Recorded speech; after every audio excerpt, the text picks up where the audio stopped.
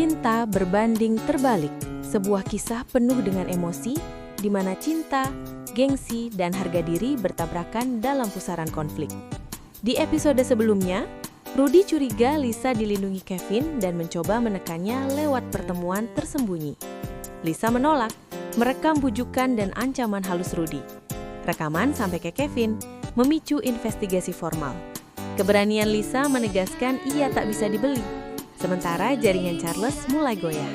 Konflik internal meningkat dan resiko politik perusahaan ikut membesar dengan cepat tajam. Bersama sang novelis, inilah episode 34. Kevin berdiri membelakangi meja kerjanya, menatap jendela besar yang menghadap kota. Dari ketinggian lantai atas, lampu-lampu jalan tampak seperti garis cahaya yang mengalir pelan, tak pernah berhenti. Mobil-mobil kecil bergerak di bawah sana. Orang-orang pulang, tertawa, mengeluh, menjalani hidup mereka masing-masing. Dunia berjalan normal. Seolah tidak tahu bahwa di dalam ruangan ini, satu babak panjang akan ditutup, dan babak lain yang lebih berbahaya akan segera dimulai. Tangannya mengepal pelan di sisi tubuhnya. Semua bukti sudah ada. Semua data sudah lengkap. Yang tersisa hanyalah keberanian untuk menghadapi masa lalu ayahnya. Ridwan Winata. Nama itu kembali bergaung di kepalanya. Ayah yang membangun perusahaan ini dari nol, yang selalu berkata bahwa bisnis tanpa hati hanya akan melahirkan pengkhianatan.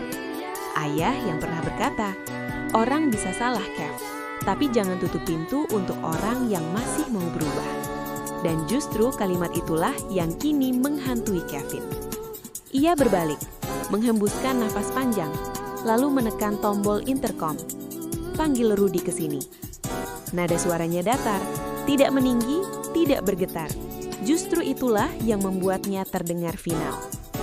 Di luar ruangan, Yunita yang duduk di balik meja sekretaris terdiam sesaat sebelum menjawab. Baik, Pak. Yunita tahu persis apa arti perintah itu. Tidak ada basa-basi, tidak ada penundaan. Ini bukan rapat mingguan, bukan klarifikasi ringan, bukan diskusi tertutup.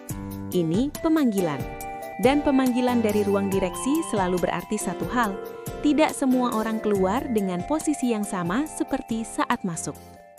Beberapa menit kemudian, pintu ruang direksi terbuka. Rudy masuk dengan langkah mantap meski sorot matanya waspada. Setelan kerjanya rapi, jam tangannya berkilau di bawah lampu ruangan. Tampilan seorang kepala logistik pusat yang selama bertahun-tahun berdiri di jalur distribusi terpenting perusahaan. Namun kali ini, ada sesuatu yang berbeda. Ketegangan yang tidak bisa ia sembunyikan sepenuhnya. "Tamu manggil saya?" tanya Rudy, berusaha terdengar santai meski otot rahangnya mengeras. Kevin tidak langsung menjawab. Ia berjalan ke meja, membuka laci, mengambil sebuah perangkat kecil, recorder digital hitam tanpa label, lalu menekan tombol play. Ruangan itu dipenuhi suara yang sangat dikenal Rudy. Suara dirinya sendiri. Rekaman percakapan itu diputar tanpa jeda.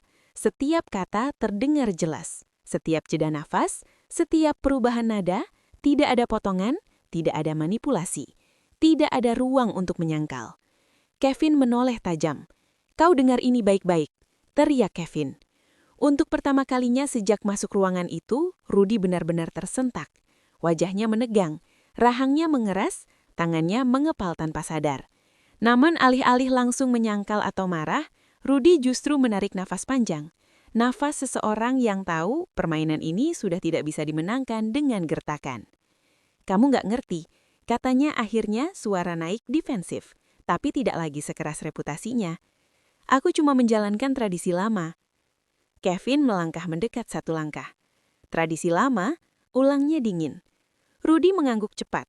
Seperti seseorang yang berusaha meyakinkan dirinya sendiri. Proyek besar dari dulu emang kayak gini. Sistemnya sudah kebentuk. Aku cuma ikut arus.